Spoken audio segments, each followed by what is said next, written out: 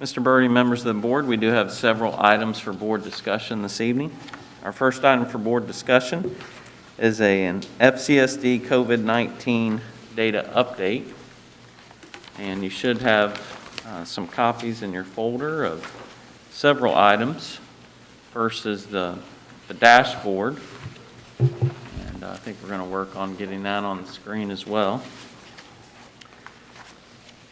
First and foremost, just as I mentioned prior to the presentation that we had several weeks ago, the purpose of this discussion is to provide, or this part of the presentation before we get to the discussion, is to provide the board with some data. At our last meeting, the board talked about wanting more data, more of our own data. So that's exactly some of the information that I will be sharing with you this evening. And I plan to present that to provide you with information, not to sway your opinion, so that you can have a meaningful discussion afterwards. So, all right, we have the dashboard up. For those watching at home, if you ever want to visit our dashboard, you can go to our website, click on the Parents tab, and then click on COVID-19, and that will be the first item that you see. I'll be talking about some of the data that you see on the dashboard this evening. I did invite Mr. Crapo, our Director of Student Services, as well, in the event that the board might have questions about kind of how this data gets submitted and all of those kinds of things, as he is the one who kind of works with our administrators and kind of watches over our dashboard on a daily basis. So we'll jump right in to the data. One thing I would like to mention, and it took me quite some time to understand this. So some of the students that you see listed as being under quarantine on this dashboard today, that doesn't necessarily mean that all of those students are still quarantined, because some of those quarantine students have since tested negative and have since returned to school. So it gets complicated. I will tell you that every day, what helps me, I choose the dates. You can see August 25, 2021 through September 1, 2021. Those are the dates that we're looking at this evening. So that's 1 week. And I often come in, once the data has been uploaded from the previous day, I will click on that day's date so I can look at the data from that one day. So I can keep an eye on, what actually happened during that one day. So just a side note for everyone. So if you look at this dashboard, and again, you have copies in your folder, district totals for that period, you can see 451 students quarantined, which equals to 4.67% of our population. 57 positive tests on the student side, which is 0.59%. And you go over to the staff side, 4 of our staff members quarantined for a percentage of 0.34%. And on the positive test side, 15, 1.29%. So if we take a look at the individual buildings, now that you have an overview of the district as a whole, you can see, and I know it might be hard for you folks to read out there. There is another screen over here to the side. It might help some folks over here. But you can see this is the data from that 1 week. You can see our secondary schools. Some of them have some high quarantine numbers. Our senior high 65, freshman 76, Creekside 108, Crossroads 67. Our positive tests, again, you can see those as well. I'm not going to read those for you. So you can pretty much see the data there on the secondary line. They're all together. Now, if you go to the next line, you can see our elementary students. Right now, we have West Elementary has the highest number of quarantine students with 57. They also have the highest number of positive tests at 11. And again, I'm focusing more on the student side this evening. You can see East Elementary has 24 quarantines, but only has 3 positive tests. At Central, they have 20 quarantines and 0 positive tests. So I can't speak definitively for every time you see a high number of quarantines, but very few positive tests. More than likely, that means a staff member, most likely a teacher, has tested positive, and a high number of students in that particular classroom have been quarantined as a result of not wearing a mask. I would like to share some other additional information in addition to the information on the dashboard. I'd like to talk about some incidents that we have observed over the course of the first few weeks of the school year. So we did have an elementary school building where a staff member tested positive, and as a result, 2 other staff members were quarantined, they weren't quarantined, but they were required to wear a mask. But my point here is those 2 staff members eventually tested positive at the exact same time. In addition to those staff members testing positive, a family member of one of those staff members tested positive. Then you go into the classrooms of those 2 staff members, and we actually had Classroom 1 had 18 students that were quarantined, and of those 18, 6 did end up testing positive. On the other side, the other classroom had a very low number of quarantines because most of the students were wearing masks. So they actually had 2 students quarantined and 0 positive tests. So that is something, again, I talk about being transparent and sharing all of the data with the board. That's a significant case at one of our buildings. I also want to talk about another building, not along those same lines in terms of the number of positives, but we've had a couple instances where in this particular school, 2 quarantined students tested positive from one exposure, and 3 students tested positive who weren't quarantined, but were just outside of the 3 feet range. So you have 6 students in one building. You have 2 quarantines who test positive in another building, and in that same second building, you have 3 students who tested positive who were outside of that 3 feet radius. Now, having said that, the other side of that, we are not seeing that across the entire district. At this time, that is not the norm. While we have seen isolated cases, that is not the norm across the entire district. So an example I'd like to share, last week we had a large number of student athletes who were quarantined from multiple buildings. Today we double checked, and as far as we know, none of those student athletes have since tested positive. And I don't have an exact number of quarantines, but I think you're looking at 75 to 85 students across 3 buildings who were quarantined. And as of today, I was told that 0 students quarantined from those 3 events as of this afternoon. I also would like to point out that large number of quarantines, also those students would have been quarantined regardless of a mask stance in the district, because they were quarantined as a result of their participation in extracurricular activities. It was not because they were exposed during the school day in a classroom, if that makes sense. Another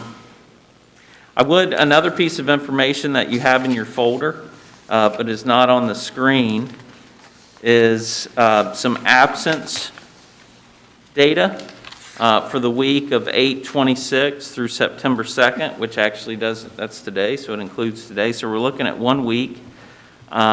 You can see on there, it identifies each school, the total number of students in each school, the total absence percentage by building, and then the absences directly related to COVID, whether it be a positive test or a quarantine. Now you have to understand the reason, for example, high school has 295 absences.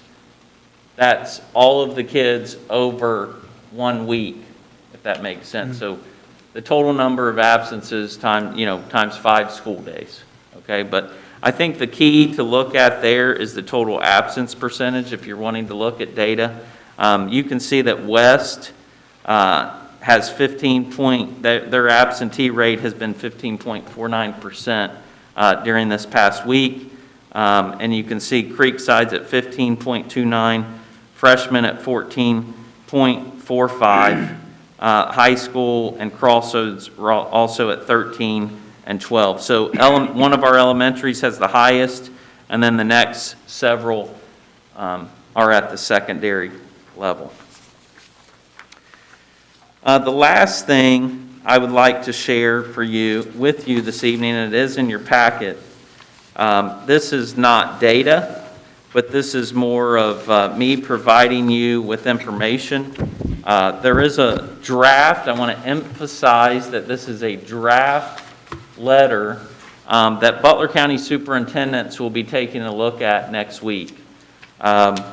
And it's written to the governor and Dr. Vanderhoff from the Ohio Department of Health. The Butler County superintendents did not create this letter. Basically, this letter, and it's been on the news, you may have seen about it, or you may have heard about it. The Warren County superintendents basically wrote this letter to the governor and Dr. Vanderhoff, basically proposing some solutions to reducing the amount of quarantines. And what you can look at there on the second page at the top, it talks about the options that they are proposing. There's a traditional quarantine, 10 days at home, or return to schools on day 7 with proof of a negative test result on day 5, 6, or 7. That's not new, that's traditional. The two things that they are proposing, one, a mandatory mask quarantine. So if a student is a close contact and is symptom-free, he or she is allowed to return to school wearing a mask for 10 days. So if that student agrees and parents agree, that student who has been identified as a close contact would be able to return wearing a mask for 10 days. Next option, modified mask and testing quarantine. If the student is symptom-free, they are allowed to return to school wearing a mask. On day 5, they will have the option to take a rapid test at school. If the test results are negative, then they will continue to follow the current mask status for their specific school and grade level. So those are proposals. Again, I want to emphasize this letter has not been approved. It is up for discussion with the Butler County superintendents one day next week. You know, I have already received some feedback from Mrs. Shorter regarding the language change, and I've shared that feedback with Chris Brown, the Butler County ESC superintendent, who's kind of overseeing this, brings all of us together. So I'm sharing this with you tonight so that you have an awareness of the potential letter that superintendents will be considering, and also, would certainly be willing to listen to any feedback from the board as it pertains to this letter as well. So that concludes my part of the presentation. I'd be happy to answer any questions that you may have before you enter into your discussion. Okay. Any questions? I had a question for Mr. Smith. Medical privacy rules, HIPAA concerns, all of that, but can you speak to any of the staff or students that you know that have tested positive into their current health situation? Yeah, at this time, we are not, are you talking about maybe like a student or staff member who has ended up hospitalized? Who tested positive? Do we know that they've ended up hospitalized or have had any health? Sure. As far as students are concerned, no, we're not aware. We haven't been made aware of any of those types of situations. I was provided information that an individual who was a family member of a staff member was hospitalized, but there were I was also told there were some underlying health conditions. So that's that's the information that we have as of today. Okay, any other questions? Mr. Smith? I guess just one more. The letter here is a draft status from Butler County Superintendents, but the actual letter from Warren County has already been sent to. It has already been sent to Governor DeWine and Dr. Vanderhoff. That is correct. So I'm glad you brought that up because I'd like to make one more additional point. You can see in this draft, there is a reference. It is the hope that the Butler County Board of Health will also join the Butler County Superintendents and put their names on this letter as well. So it's very early in its process. I can't say that the Butler County General Health District will or will not, but that is the hope, and there is communication taking place in regard to that piece. I do believe that the Warren County Health Department, I did see on their letter that their emblem was on there along with the school districts in Warren County. So I'm assuming that that means that they supported it. I don't have questions. Do you have more? Okay. I shared with you my concerns about the letter and its verbiage under problem where it states distrust and anger in our community. My concern was that the last portion of it where it says we do not use this with any other virus, I thought that was that statement was a little bit desensitized to the fact that this is not like just any other virus.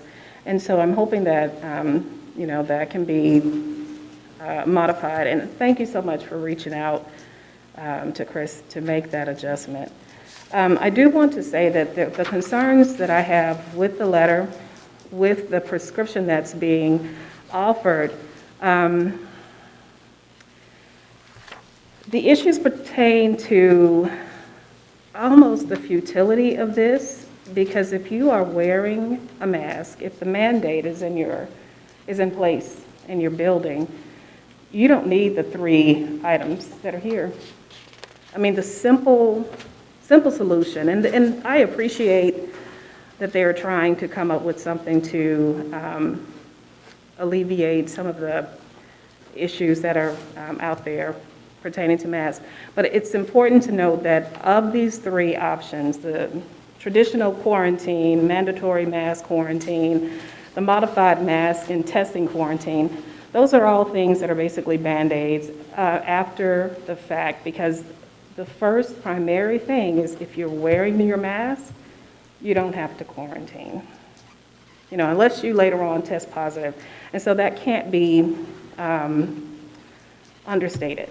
That's important. And I feel like the letter is attempting to fix a problem that really shouldn't be a problem. It really shouldn't even be an issue. But I appreciate what they're doing. The other concern I have with this is there are hardliners in the community, if I may say. If people are opting and they feel so strongly about not wearing masks, then I think the enforcement of those students who've chosen to not wear the mask throughout the year, I think there's going to be a possible issue with enforcement and with accountability. And I also don't like the extra work and attention that our teachers would have to engage in trying to keep up with everybody that's supposed to have on a mask versus people who are not. I shared this with you, and that is still a concern. I know that teachers have a lot on their plates already, and so now we're adding one more thing. They have to individually track those students. So if they're provided a list, I think that makes it a little bit easier. But the easy way out of this is to wear the mask. Put the mask on the child. You don't have to go through this. You don't have to do all this. And so I appreciate what they're doing, but I just think it's chasing a problem that shouldn't be a problem, or trying to fix a problem that shouldn't be a problem, in my opinion. I understand. I had a follow-up to one of the points Mrs. Shorter made. How are we doing on the buses where masks are mandatory? So I believe the first week of school, we went through 5,000 masks. So we distributed 5,000 masks to kids who forgot them or? That is correct. And on many occasions, we might give a student on the bus a mask in the morning, and then that same student will come back on the bus in the afternoon without that mask, and we have to give that student another mask. So that was the first week of school, and I don't have an exact number, but I do still think that we are having, that issue has not gone away in terms of having to distribute a large number of masks for students on the bus every day. Mr. Perry, I don't know if you have any actual numbers or general statements about that. That is correct. The first 4 days of school, Mr. Westerbeck, I asked him to give me a rough number, and he said about 5,000. And Mr. Smith also highlighted, yes, we're seeing that morning and afternoon, same students, so that it's not necessarily 5,000 pupils. It's 5,000 masks, just depending on their situation. Maybe they lose it, whatever. But it is given to them when they get on the bus, yes. If I can just inquire, to what extent, or do we have any idea as to the cost? Also, that feeds into my concern here. If it is mandatory right now for the kids to have masks on the bus, it is very clear. And that's not happening on a regular basis with our 5,000 students. It just doesn't make me feel warm and fuzzy that we're going to have adherence here. Even when a child has been exposed to a positive case, it doesn't give me a warm and fuzzy here. We have 10,000 kids in the district, and 5,000 masks is what we went through in the first week. That does not give me a warm and fuzzy at all. I think that's within itself its own story that basically supports my concerns that I have here with this. And what is the cost of that? 5,000 masks that we're having to supply, do we have any idea what that cost is? Well, fortunately, we were able to get about 21,000 masks from the county. So that definitely helps us. But when it comes to the cost, we are not seeing the cost that we saw at the height of COVID, that prices have come down dramatically.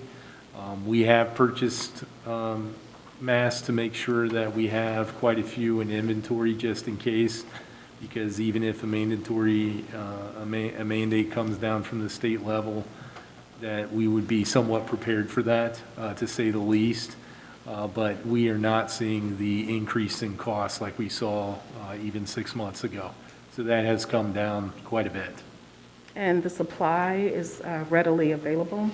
So far, yes. When I placed an order, we had it within a week. So we ordered 20,000 masks, and we're able to get them within a week. There is more of a shortage. I'll use the word shortage, not that it is a shortage at this time, but the pediatric masks for the little ones. younger is harder to come by. But again, we were able to secure some so that we have an inventory that should last us quite a while. Okay, that's good. So my thoughts on that would be, if we had a mandatory mask policy in place, I'm guessing that there would be better adherence. We would probably not have to use masks to that excessive amount. And I don't have a problem with occasionally forgetting your mask, but I think when you have the mandatory policy in place for the whole day, time that you get on the bus while you're in class, time when you get off the bus, I think that will create better adherence. So That is, that's my concern. I do have some things in a presentation I'd like to share, because this would be a question. Does anyone else have questions? I don't want to. Jerry? No, if we do, we can jump in. Do you have a question? Go ahead. How you want to- I do have a quick question. So for this letter, is this only for contact made in the classrooms? I didn't think about it until Mrs. Shorter said it, but could something like this have helped any of the students who were quarantined because of extracurricular contact? And, you know, maybe they could have kept coming to school with a mask on. I believe, based on the language, that it may help with those students who are participating in extracurricular activities, but I'll have to go back and confirm that. That's something that I can bring up on Thursday when we discuss it, just to get some clarity. Okay. Yeah, because a lot of times with the ODH guidelines, it specifically says classroom only, and it doesn't talk about, it specifically says this doesn't apply to extracurricular activities. So that's a question I'll have to get some clarity on. And that would tend to make sense to me. It might allow you to then go into the classroom with a mask, but you're not going to be able to participate in extracurriculars, football, let's say, or any Right, other. with a mask with a on, mask on, obviously you yeah. cannot. That does make sense. I'll check on that, though. That's a good question. Okay. Mrs. Shorter, you want to have something else you'd like to share? Yes, it kind of goes along with the data. I have a presentation there. If I can, he's going to open it up for me. Oh, I just threw this in with the other stuff. If you can, next slide, go on down until about slide, let's see here. Probably 18. Yeah, keep on going down. Next, next, next. Is that it? Okay.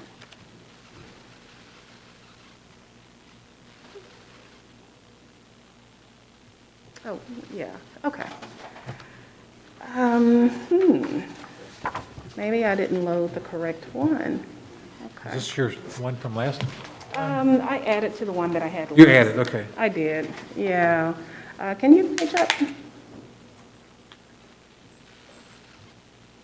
So is it a different, It's just a few more slides. It was Okay. similar. Okay, so it looks like I did not, yeah, there we go. Okay. great.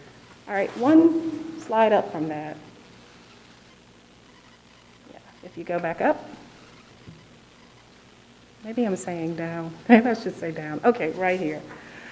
So we're starting with the data here. Mine is just a little different because I went back to August 10th. It should have been August 17th. So the 504, that's the only difference there. It's just the date of when I looked at the data. The 77 positive cases for the district, I did compare that to the reported amounts for Lakota and Middletown as it pertained to positive cases that were reported in the Journal News. Now, the time difference was a little, may have been a little different, but it's all within August. So what struck me is 77 positive cases versus, I think it was 6 at one of the schools versus 0 at Middletown. Both of the schools have a mask mandate in place. Now, these were students, not the staff, as reported by the Journal News. So, you know, that stands out for me because we're looking at our own data. We're talking about our own data. We're talking about our kids, but we also need to look at what's happening in other districts. And so in all fairness, I thought we should look at Lakota and we should look at Middletown. So the 77 cases versus 6, you know, that's where I have some concerns about not having a mask mandate versus having a mask mandate. So the 504 kids, that's the total amount of kids that have been in quarantine throughout the time. They're not all in quarantine at the same time, but, you know, that's impactful because you're starting to get that separation.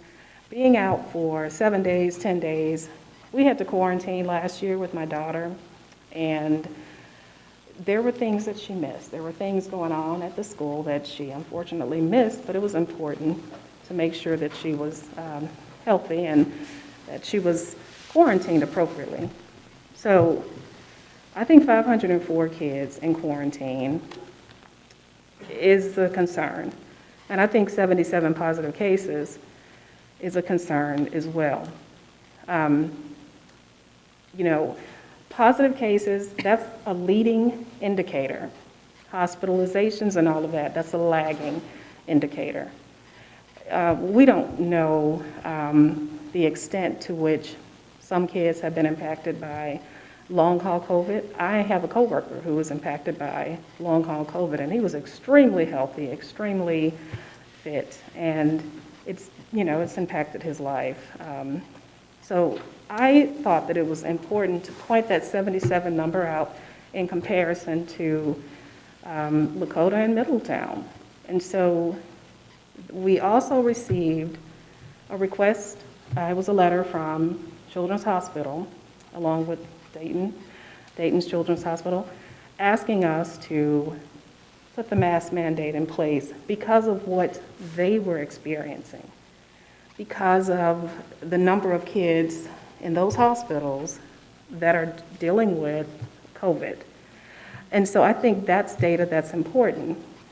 You know, regardless of what we're seeing right now in our district, the Children's Hospital of Cincinnati, which I trust saved my son's life. He would not be here if it weren't for Children's Hospital. I trust them. They are asking for us to consider getting a mandate in place. They're asking for our help because whatever they're seeing in those hospitals that we are not getting the information on, it is significant enough for the president, CEO of all of those entities to sign on to a letter to school districts imploring the use of mask mandates. And I think that's important. So 77 versus 6, that's a concern. You can go to the next slide unless you guys have questions. If you guys have questions on, okay.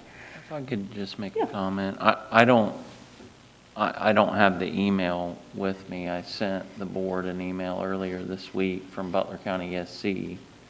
And it had a comparison, or I think I did send that. Did I? Okay. I send a lot of emails these days. Was that staff or students? I believe it was students. Students. Was it staff? Yeah, and now, I cannot speak to the window.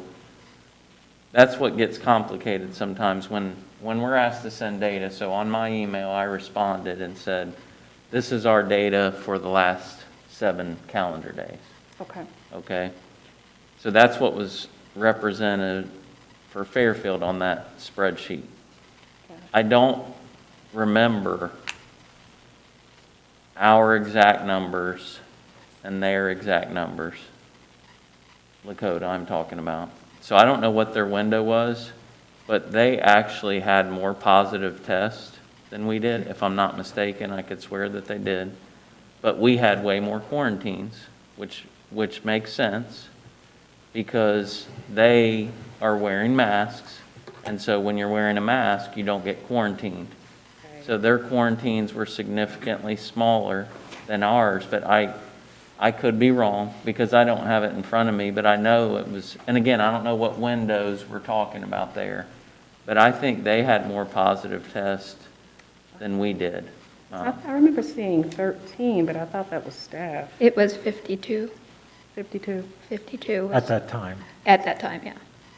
And we were under that at that time. Okay, We were at 35, I'm looking at it now. okay. And that time period was from the 28th? Was that the 28th? It was a 7-day calendar for us. I don't know what they submitted. That's the problem. You know, I'm looking at everyone's data. I don't know Did they also submit a 7-day window? I don't know. Yeah, I'm not sure. I was looking at their data as reported in the Journal News. Yeah. And that was as of August 28th. That was a story done by, I can't remember his name, but it was a comparison of Hamilton, Fairfield, Middletown, and Lakota. And I didn't look at Middletown's, if I'm being honest. I just looked at Lakota's and I know Middletown's next door too. But I just happened to look at Lakota. I just remember looking at the positive tests and comparing the quarantines. Okay. So, but I don't know what their window was, in all fairness. Yep, and so that was the information that I got. That was from the Journal News. I think it's important to not only look at our unique individual district data, which is important, and I'm not discounting that, but it's also important to look at the whole data. Like, we look at the whole child. So you don't take just the individual components, you look at the whole picture, because without that, you're getting a misleading picture, or you're getting an indication that's behind. So it's important to look at all of the data. So that is why I don't discount where the trend lines are in looking at Ohio data. So I just think it's important to look at where we are coming into September 2021 versus where we were October, November 2020. So in October and November 2020, we had a mask mandate in place, and we were at the top of that spike as it pertained to COVID in children. Look at where we are now. That's in the state, that's a real story. And if you look at the state data, one more slide, next slide. Next slide. He's working on it, I think. Okay, next slide. Okay, so this is really what scares me, and this is why I can't let this go. This is why I have to talk about it. I have to bring this to your attention because this is real. This is Ohio, and these are cases in children ages 0 to 18 from January 2020 all the way out to now. That's what's happening in our state. And if you look at that share over there, that represents that's the end of August, that's September 1st. This is the latest and greatest that they have. If you look at that story, there's a picture that's painted there, and it's real.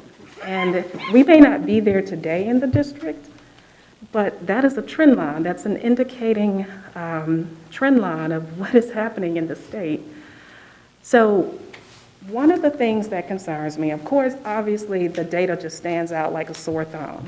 Even outside of October and November 2020, where we were at the height of the pandemic, look at where we were then versus where we are now with our kids. And the other thing, the percentage, if you're looking at ages 5 to 10, from August to September, the percentage, the share, went from 6.8 to 8.9 for ages 5 through 10. For ages 11 through 13, 4.2 to 7.5. And even our 14 to 17-year-olds, 6.8 to 10.4. That's happening in our state.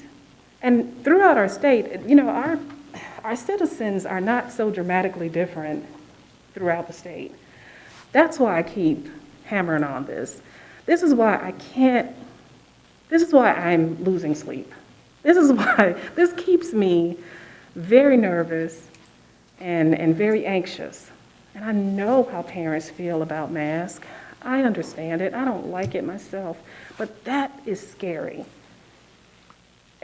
That is real. Mr. Shorter, may I ask a question? I'm sorry, the data point on the left, it says Butler County. That's just a number. That's just. Is that, we have, Butler County's had 5,502 cases Of kids in the under county 18. of children under 18 running total since March of 20. That's correct. Okay. And the data all the way to the right 0 to 4-year-olds is in blue, correct? That's right, 0 Okay. to 4, that's in blue. So really, we're looking at the 5 to 10, like you have over on the right-hand, upper right-hand corner. At 5 to Right. 10 has taken a little bit more of the share, but also what just seems to now be popping out is that 14 to 17-year-old age group. It's, okay. Yeah, so that age group, they're now comprising 10% of the cases of kids from ages 0 to 18. That moved from 6.8 up to 10.4. I don't understand what's happening there because the vaccine is available. And I think what may be happening is that we're getting breakthrough cases in that age group, possibly. But these are the cases, you know, and that really worries me. It really does. And I look at that data, and I know positive test, that's an indication, that's a leading indication. But at the end of that, what's coming? What's the lagging factor? So that's a trend that's in the state. That does not mean that that full trend will occur here in Fairfield, but it is a trend and it's statistically significant. And in the whole data, you can't discount it and you shouldn't ignore it. You ignore it at your peril. You should take it into account with the rest of your local data. There's a trend occurring with this variant that is troubling, and I'm very worried about it.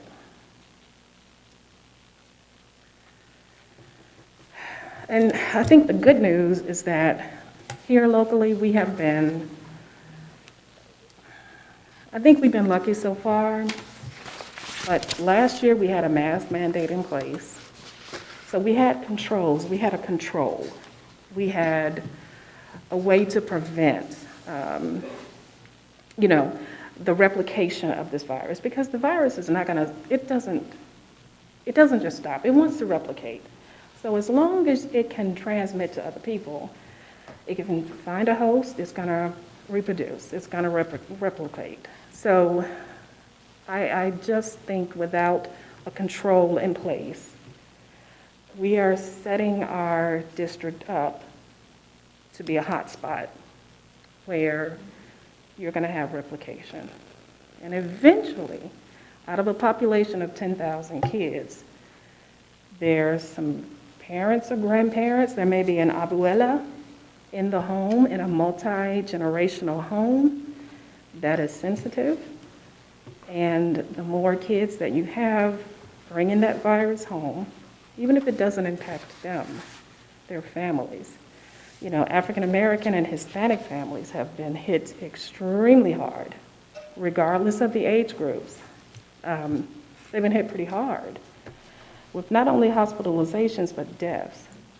And so I think there's just a risk in not having an abatement. And I see the mask as an abatement. And if you let that type of trend, which is in the state, just go without an abatement, where does that lead you? That's my concern. That's my fear. That's why I keep bringing this up and trying to point it out, because that is real. Are there any questions? I think you've provided us with a large amount of data. I'm interested also in the 0 to 4. It doesn't seem to be As impacted. growing as large. And of course, those kids may or may not be in daycare situations throughout the entire year. And whether I don't know if there's wearing a mask in daycare centers or not. So they probably would be pushing that virus around.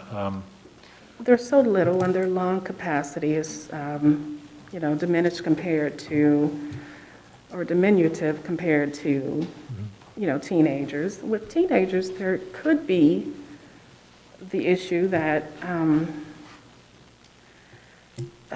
I mean, we've got some big kids at the high school and throughout Ohio. We've got teenagers that are not looking like teenagers, like the traditional teenagers anymore. So they may just be spreading this the same as adults and even the middle schoolers. But I don't fully understand what's happening as to why it's happening, but I can see it. And that share of 5 to 10 is alarming, and that jump at 14 to 17 is as well. And Mrs. Shorter, I'm sorry, because this is the first I've seen this, so I apologize for asking so many questions. I see that says July of 2021. Is that including that last bar, or does that bar start August, or where does July 2021, what is that? Are these weeks, is this months? Yeah, so Each it's, bar is a month or a week, or, yeah, so the two that I have highlighted, August, that's over a month period. So that's at like the beginning of August to the beginning of September. okay. That's what that jump represents. So which that's like is a why- 2-week span, is that bar? It's like yeah, essentially. Okay. Yeah. Yeah. So when I pulled this up last night, it took me aback because just when we were looking at this data, August 19th, that chart looked different, and it's actually in the presentation. Jeff, I don't know if you could you possibly find it?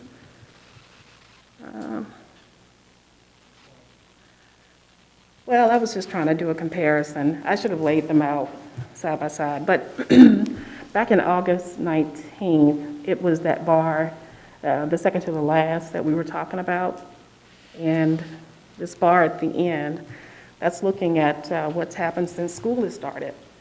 I can only deduce that this is over, or this jump is occurring because we're back in school. And so there's more contacts. There are more cases out there. There's more contacts. There are kids that are coming in closer contact with each other. My only point is that the statewide data, the statewide trend, needs to be looked at as well when we look at our data. For the wholeness of the district, I think we have to also consider what's going on in the state. So I think that's really it. That's the main thing. Do you guys have any questions? I'll try to answer. Sure. Any more questions or comments or more discussion? Yeah, you're right. We're trending, the state is trending, and yet our data for us, as of yesterday, shows less than 1% positivity among our student body. So this data may be a lagging indicator, but right now, it's not having that effect in our district, which is what concerns me, which is what we're charged with. Brian, let me just point out that what happened at West at any given point can easily be reproduced. Really, it can. That's why it's important to look at your state trend, at your whole data, in addition to your local data. Because if you try to analyze it in an isolated, like an isolated cell, in an isolated bucket, you're going to miss it. That's not the way that you analyze data. You don't just look at that minute little piece. You have to look at where the trend is in the state, because that's indicative of where it could be. And if you don't have an abatement in place, which we don't, there's no reason why you can believe that that's not going to be replicated, and that West won't be replicated here, there, and everywhere else. What would stop it? The behaviors throughout the state are similar. The virus hasn't changed. There's no abatement. We don't have a mask mandate.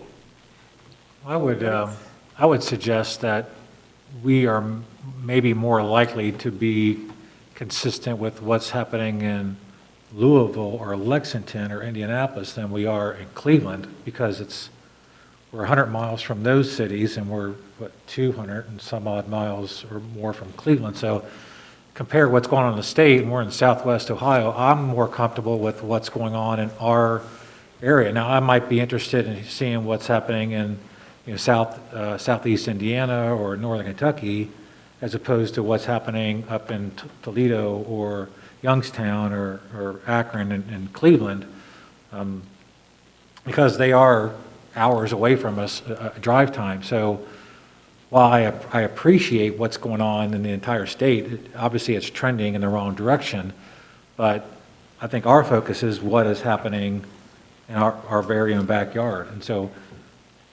Okay. to me, the data for what's going on in the other schools in our area is more impactful on my thought process than this data here. And I appreciate the data, but I'm just saying from my own, I don't want to speak for anybody else, but for my own thought process, I want to compare to what is happening locally as opposed to across the state. Okay, that's important, but as I stated, you cannot discount everything that's happening across the state. because Yeah, I'm it not really- discounting it, I'm just saying. If you look at the district as if it's in a silo, you're not going to be on top of things when it really starts to happen. Because here's my fear as well. We've had cases of the flu where kids have gone to school, where parents have sent them to school sick. And their parents knew they were sick. And my guess is that that's probably happening with COVID as well. So you don't know necessarily what you actually have, which is why you need to look at that data, because you need to also understand that people don't always report. And so if you're looking at 17 positive cases that you've confirmed, you don't know how many other cases you actually have in this building. And so to basically lull yourself into a false sense of security because you don't think what happened here is going to replicate, no, sir. I'm sorry. So I just need just a clarifying point. So are you saying that there is a possibility that we have students that are testing positive and I'm saying we parents aren't probably may reporting it? have, rumors are flying everywhere. Okay. That we have some students who are coming to school sick. And that's going to happen. That happens with the flu. We know it. Yep. It will probably happen with COVID. Now, here's the difference. This probably happened last year too, but we had a mask mandate. Sure. And so that control is in place. So even though you may have kids, you may have had kids, you probably did have kids coming to school who were sick, might have had the virus, you had a mask mandate. So there was an abatement. Okay. If you have the same thing happening this year with no control, no mask mandate, no abatement, that's a different picture. That will portend a different result. And it could be a few weeks out, it could be a month out, but knowing that people do send sick kids to school, I felt a lot better last year because we had a mandate. That would be an abatement to try and control it. Without an abatement, with that same type of behavior following through with COVID, you don't know what you have, to be honest. And that's my fear. And so that's why I say, don't discount that data. Don't think that the district is just in a silo. We're not. We're not that different from everyone else. It's just a matter of what's reported, and what's really bubbling to the surface. So before you even have a chance to catch something, if it's really dramatic, it can be gone and out of your hands if you treat the district like a silo. And if you only look at the minute data versus the whole totality of the data. That's all I'm asking for, is to look at the totality of the data. But I understand your point, and I would love to just rest peacefully and just think that this is really it. But, yeah,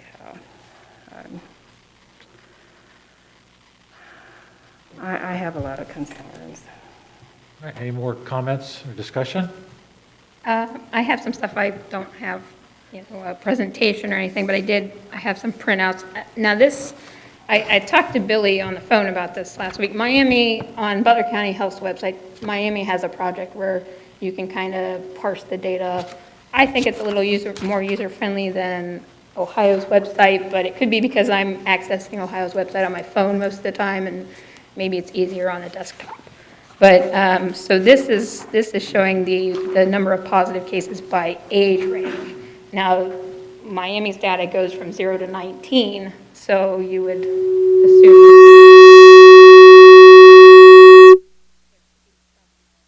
college, sorry about that, some college students involved there, but just for an example, I looked at Miami's COVID dashboard or whatever, and they're showing about 5 cases a day. So you can see in the 0 to 19 range, the number's definitely gone up compared to other age ranges. And that, I do find that concerning.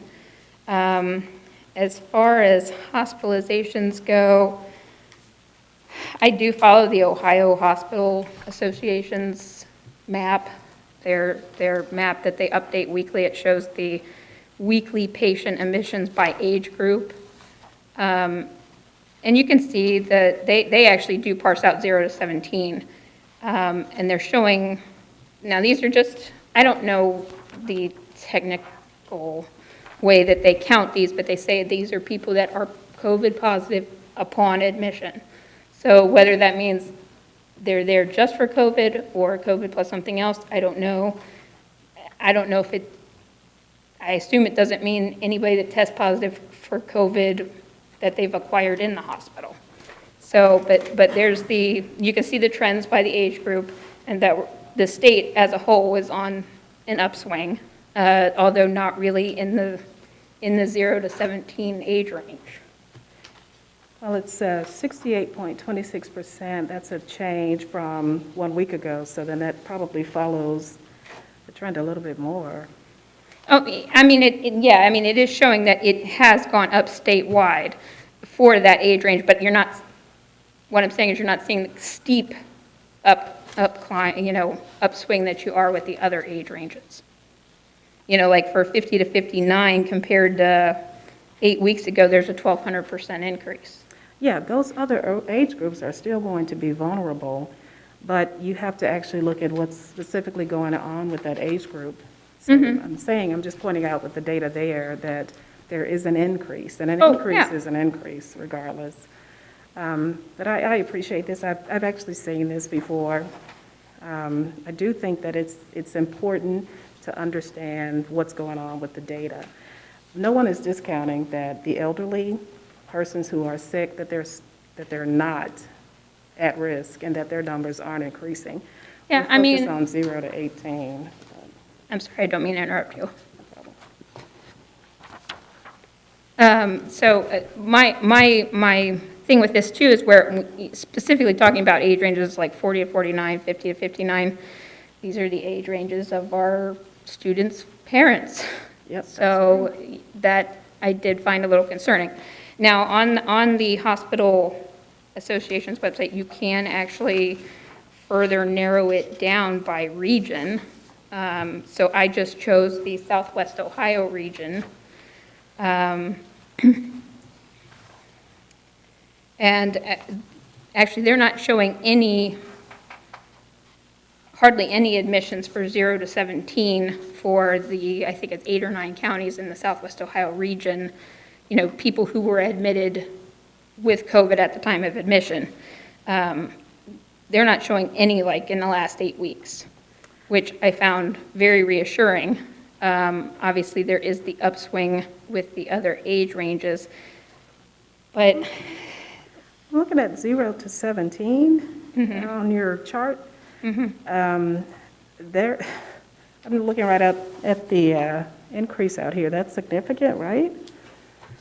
In fact, let's see, for 0 to 17, if I follow the blue line, that has jumped The significantly. 0 to 17 is the dark blue line at the bottom. Oh, okay. Flat line. Gotcha, okay. But 18, 18 to 29 is the one you're looking at that has gone up. That's almost looks like the highest number basically since February for that particular age range. Now, I did find it interesting that for Southwest Ohio, in the last week, they're kind of on a level or downward trend for the other age ranges. I don't know if that's going to hold out or not. Who knows? There's a lot of things we don't know about this. Yeah, and COVID follows a trend. It will peak. Sometimes you'll have these dips, and then it will rise again, but it will have a peak. If you can limit the transmission of the virus, let it hit its peak, it will actually go back down. But as long as it's able to continue to jump from person to person and replicate, that extends the life of the virus. You know, with the mask mandate, I think that each individual building could actually have its own COVID curve, where it hits a peak and then comes on down, because you are limiting the virus's ability to keep replicating. And so building by building may have its own individual COVID trajectory. So it will hit a peak and come down for the Delta variant. I believe we saw that last year as well, which is why I think it's a good idea to have a mandate in place so that you force the virus to exhaust itself in trying to replicate. If it cannot replicate, if it can't find another host and can't replicate, it dies out.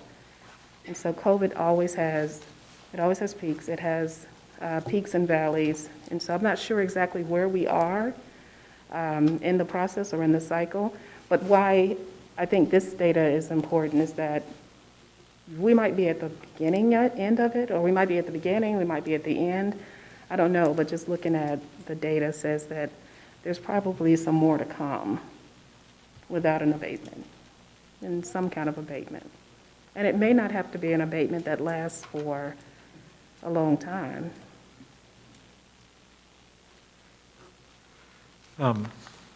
Yeah, I think that's very, very good data to look at. I mean, it's encouraging that you shared, Mrs. Gundrum, so, I found it pretty encouraging. I'm sorry, I don't mean to interrupt. no, that's fine, yeah. You know, when I saw the email that Billy forwarded us with the positives from other schools compared to ours, now, again, he said he doesn't know what time period they're using.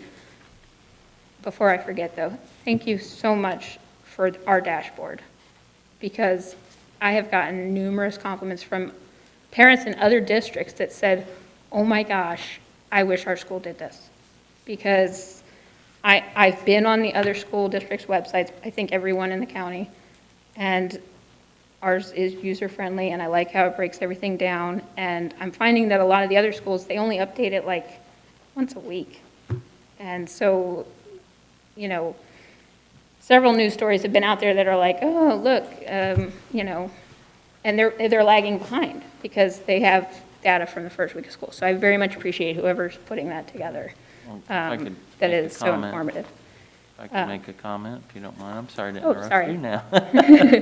I just want to thank Mr. Crapo over there, who is the master behind the COVID-19 dashboard. And again, as I mentioned earlier, he and I are constantly talking about the data, talking about, you know, do we have any quarantines who have turned into positives? And, you know, I'll just make a quick point. Over the course of the last 18 months, I've said repeatedly that we will be transparent. And I know that there were other districts at the beginning of the year who were not doing the dashboard because it wasn't required. And I said, no, I want to do the dashboard because we have nothing to hide. I want to be transparent with our community about the number positives, about the number of quarantines. You know, our students, our families, our community members deserve to know that, and we're not going to hide it from them. So, again, that just speaks to, we did it in the beginning when we weren't forced to do it, because last year we had to do that.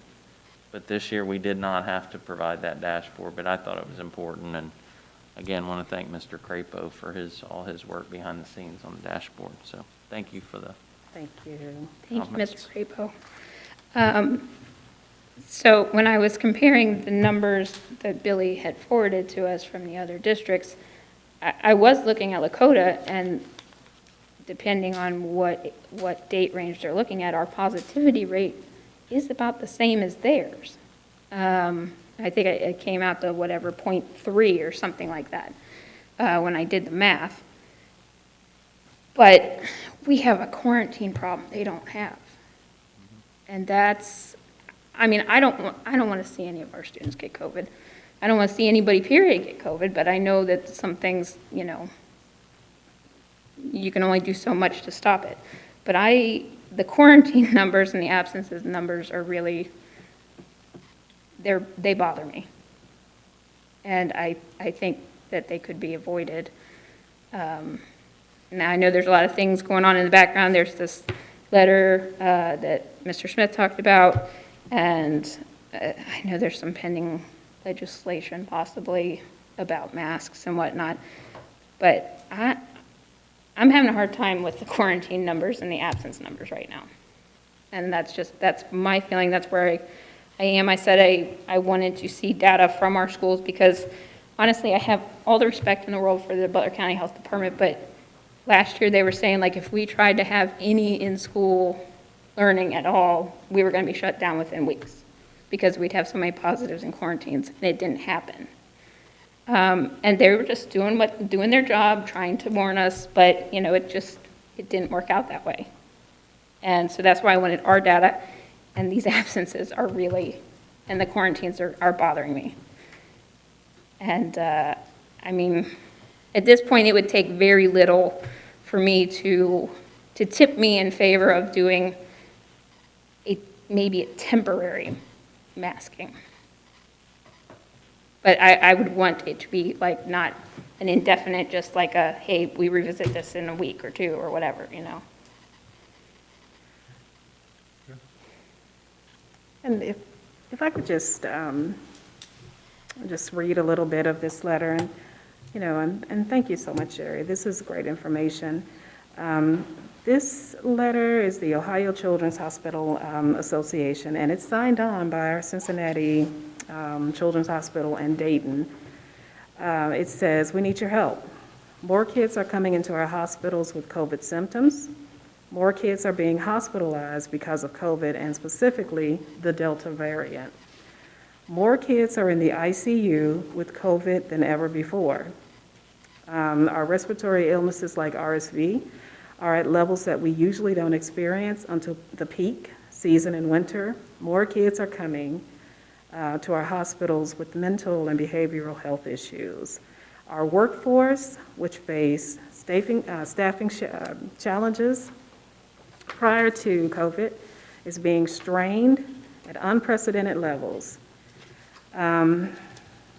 This is, what am I trying to, my eyes are terrible.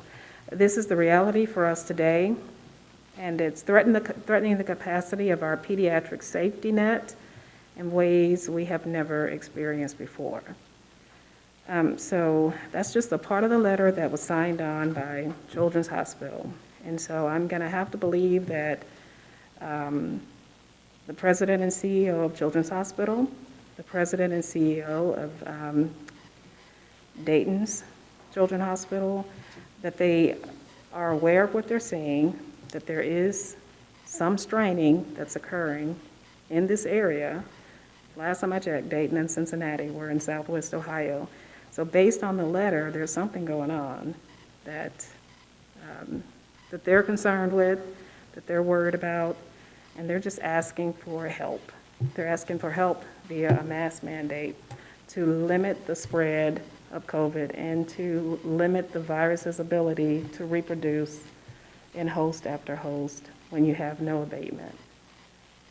And so for me, I'm concerned about the health. I'm concerned about keeping kids in school, as I stated before.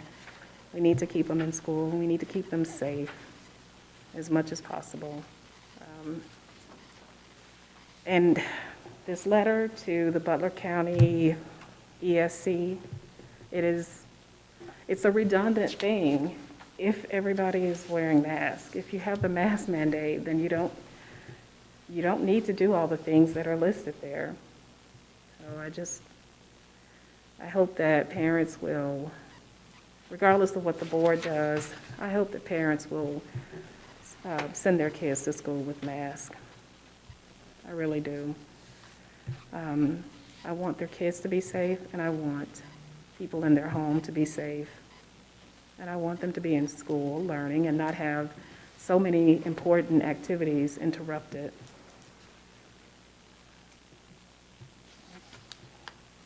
Mrs. I'm sorry. Go ahead, no.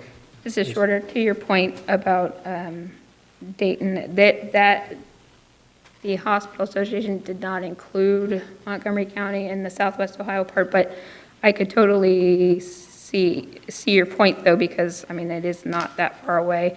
I honestly can't tell which region that they have Dayton in here, but whether it's the central one or the one just to the north of us, but both of them do show pediatric hospitalizations on there. Actually, in the central Ohio section, the recent pediatric admissions are higher than the 18 to 20, or 18 to 30 range. So I don't know what's happening up there, but yeah. Well, thanks, Ms. Gundrum. Mr. Begley, you have anything else to add?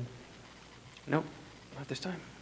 Well, I mean, Mrs. Shorter, I'm in agreement with you on almost everything that you're presenting. I think it's good factual data. I also read that letter. I have the letter here from the Ohio Children's Hospital.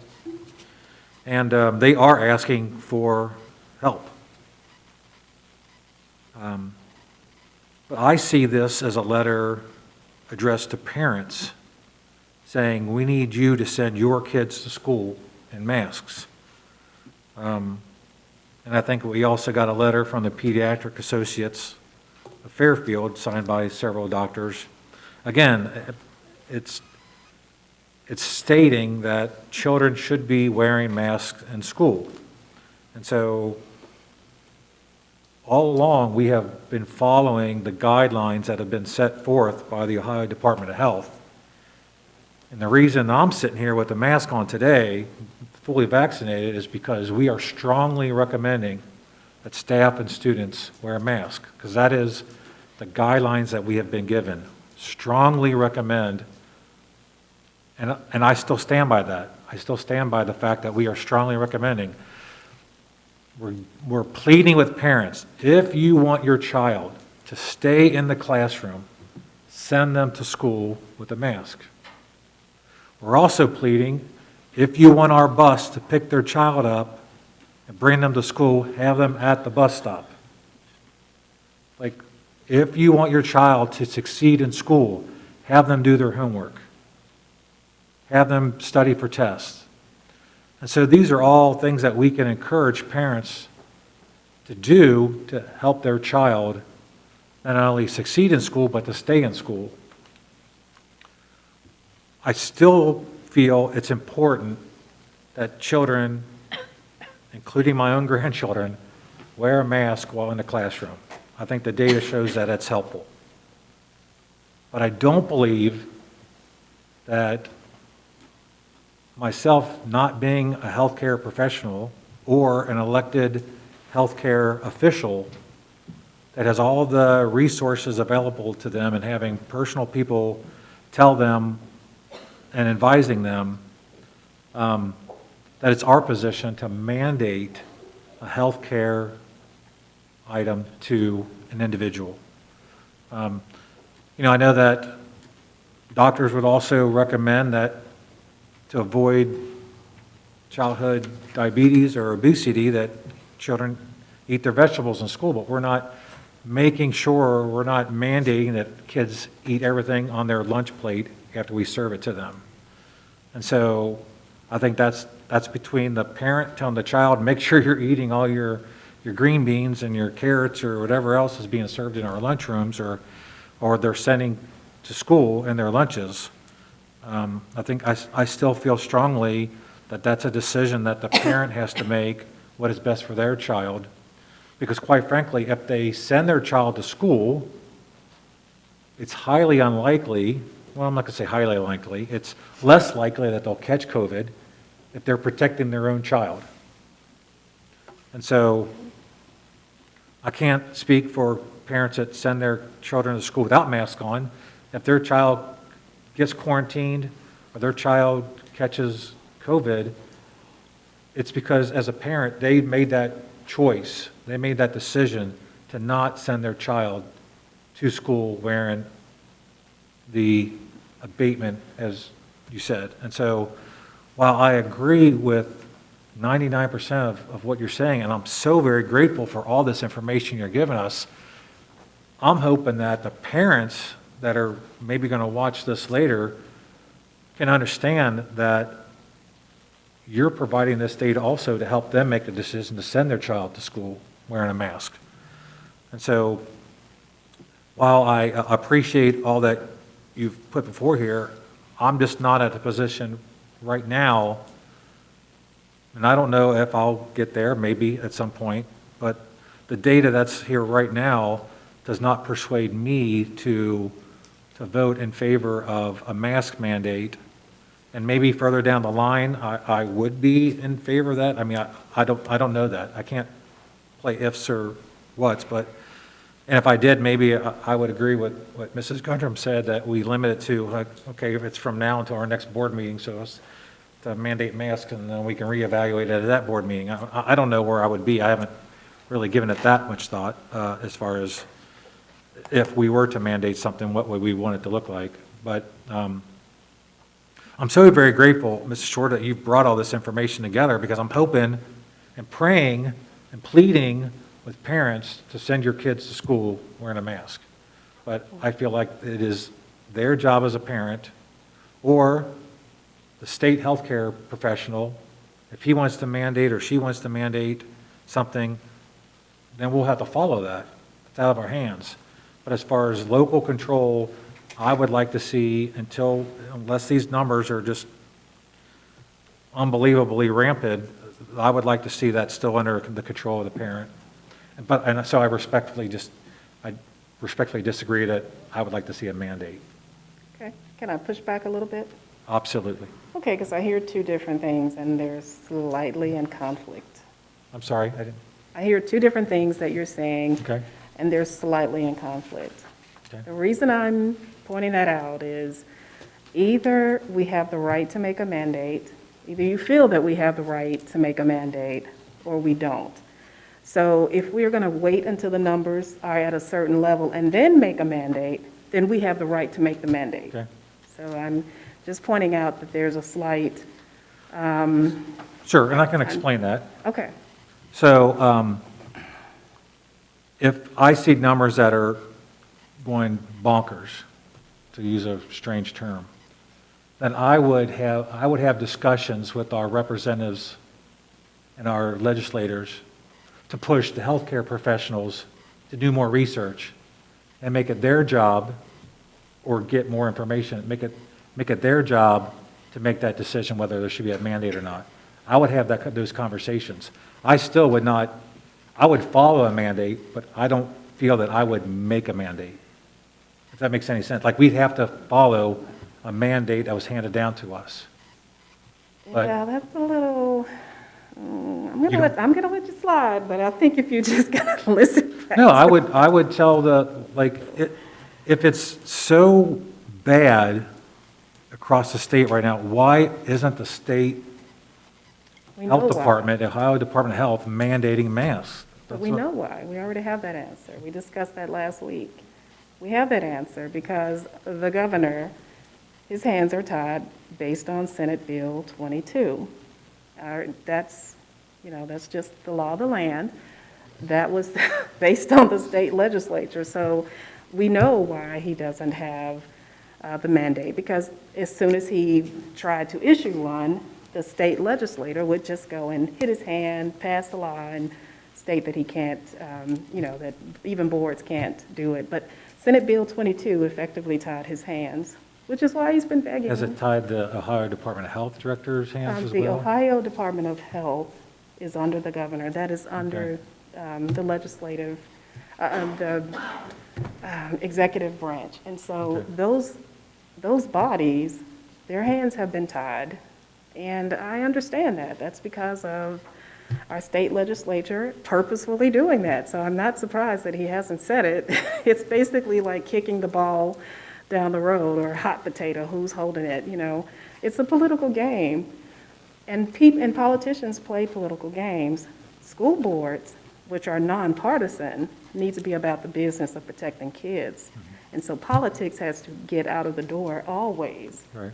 because that's why this is a nonpartisan seat. We don't play political games. We have kids, and we have their lives at hand. So I understand what's going on politically between the state legislature and the governor, but that is for them to play the games with. We are the closest body to our kids, and if we believe we need to have a mandate to keep our kids safe, then we do that. And if we have to go to a court, if we have to fight it out, then we do that too. But we keep our kids safe, and we let them play politics up there in Columbus. Right. I respect your opinion on that, I really do, and I hope you understand where I'm coming from. I do. This is not a political play. This is just my beliefs of, I'm not a healthcare professional, and I don't want to play one. I didn't stay at a Holiday Inn last night. I don't want to do those things. I hear you. But I firmly believe that one of these pediatric associates of Fairfield could talk to a parent and say, hey, we're strongly recommending your child wear a mask to school, and then that child would wear a mask to school. Well, That's what I'm hoping. Or they go to wherever. And, you can make a phone call to your healthcare professional and ask them that question. And that's where, I agree with you that there's things that, as a school board, we should be doing.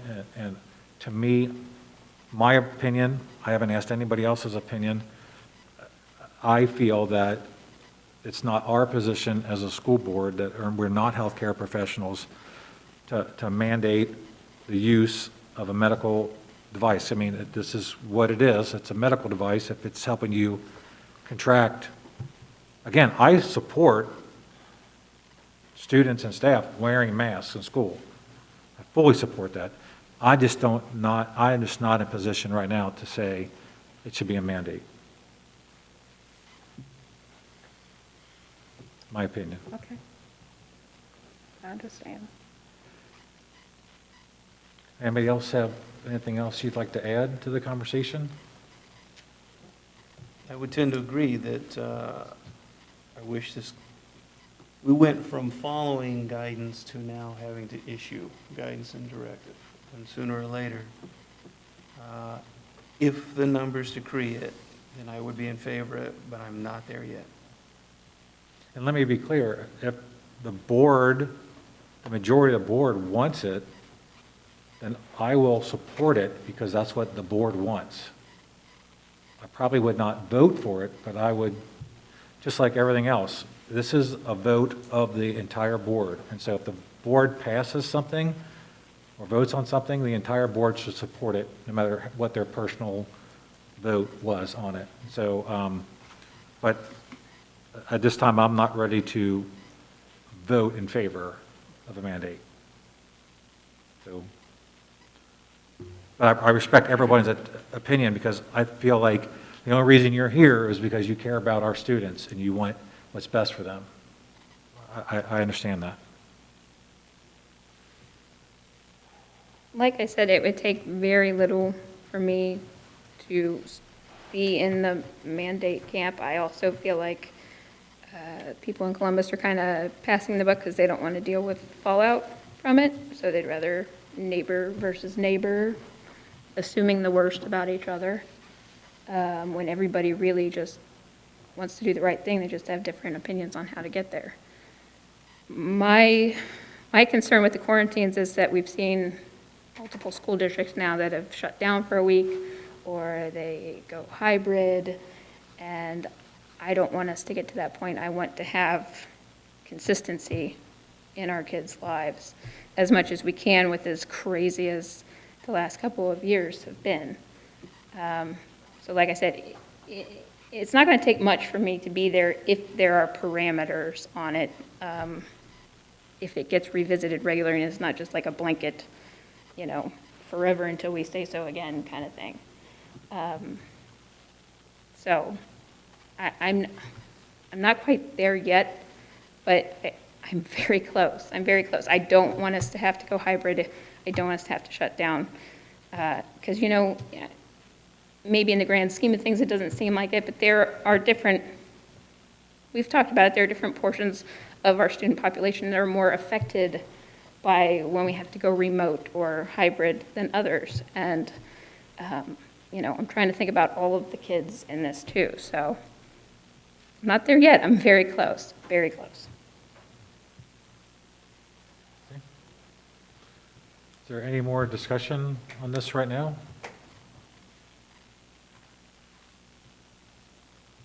Okay. Well, would it be safe to say that we would like Mr. Smith to, at the next meeting, also have another presentation ready for us to discuss it some more? Am I assuming that? That way we don't have to make that request when the draft comes out. So I guess until further notice, Mr. Smith, if you could just keep us updated, keep as an item for board discussion so that we can keep having these discussions to make sure that we know where each of us stand on this issue in case things change and we need to pivot. Okay? Will do. Okay, I need to find my agenda. I appreciate everybody's data points you brought. I've been reading so much about it lately that I'm looking forward to clicking on some of these stories and looking at it. Okay, so we are at the next item, which is board policies. Is that correct? That is correct. Okay. All right. So we have several policies up for board discussion, and it looks like Mrs. Aug is going to lead those first two discussions, followed by Mr. Martin. So at this time, I'll turn it over to Mrs. Aug. Thank you, Mr. Smith. Mr. Birding, members of the board, I have two policies for your consideration this evening. The first policy, IGCB, Innovative Education Programs. This policy is being completely revised to reflect revisions made to Ohio Administrative Code and Ohio Revised Code. The title was changed from Innovative Experimental Programs to Innovative Education Programs. Policy language was updated to reflect new application requirements.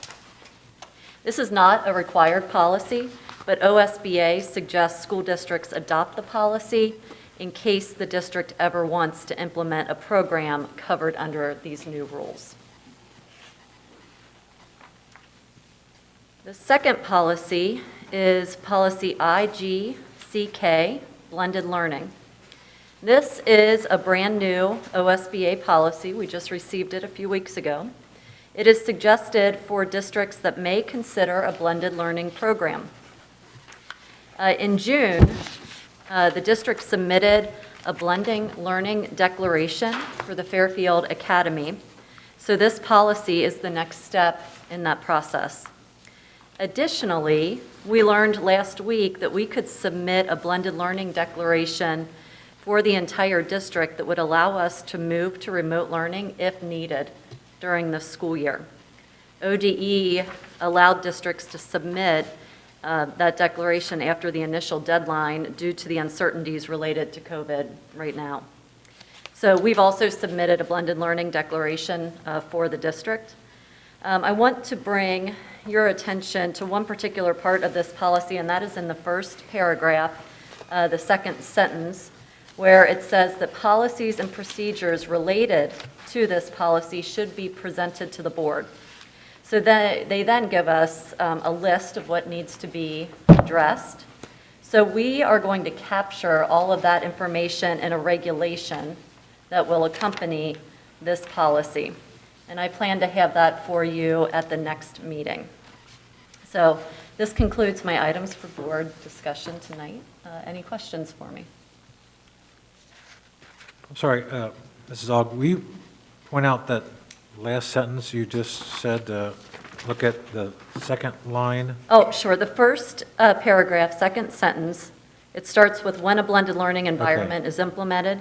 Okay, I see it, okay. Okay. I was looking at number 2. Okay. I apologize. No, I'm like, that's fine. I'm not following you. Okay, thank you so much for pointing that out. No Okay. problem. Any questions for Mrs. Aug? Okay, thank you. Mr. Martin? Our third policy this evening is policy JED.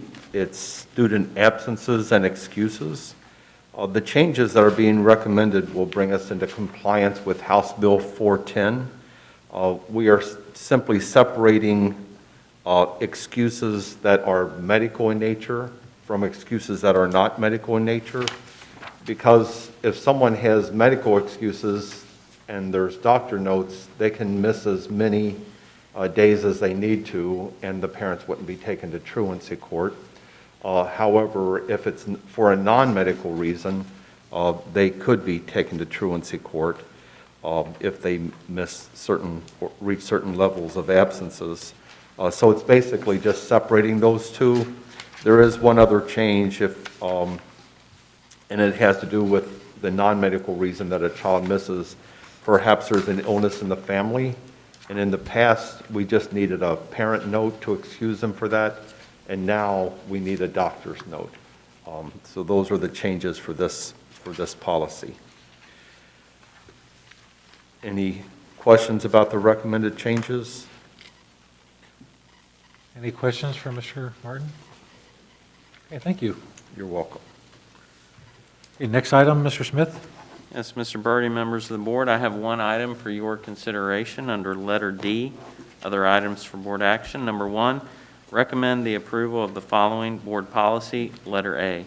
That concludes the items that I have for your consideration under letter D. Thank you, Mr. Smith. I'll entertain a motion to accept that recommendation. So moved. Second.